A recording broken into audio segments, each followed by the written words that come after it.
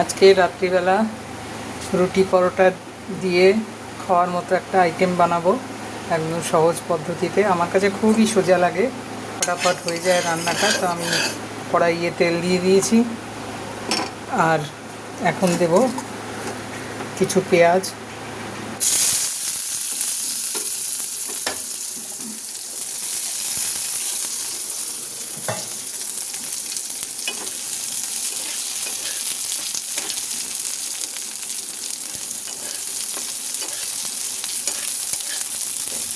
অল্প করে করব।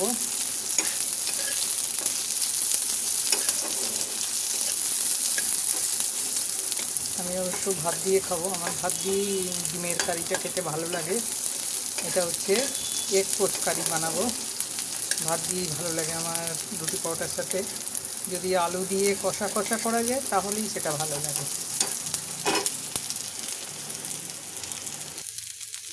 এবারে এই যে আদা, পেঁয়াজ, রসুন সব একসাথে বেটে রেখেছি, টমেটো দিয়েছি, এটার মধ্যে দিয়ে দিলাম মশলাটা।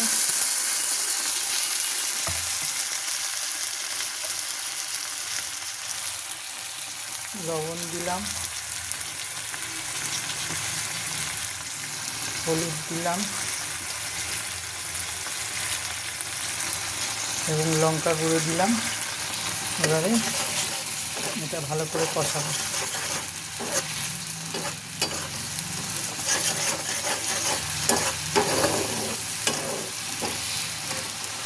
কষুক ভালো করে, এই যে ভালো করে কষিয়ে নিয়েছি।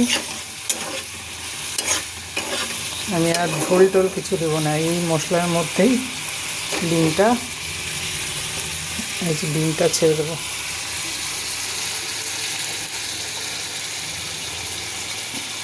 কুসুমটা একটু ভেঙে গেছে, কুসুমটা তাজা থাকলে, গোটা থাকলে ভালো লাগে দেখতে। আরেকটা ডিম দিয়ে দিলাম।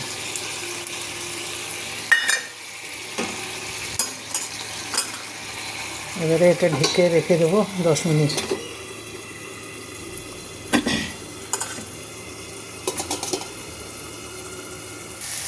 এই যে হয়ে গেছে এটা।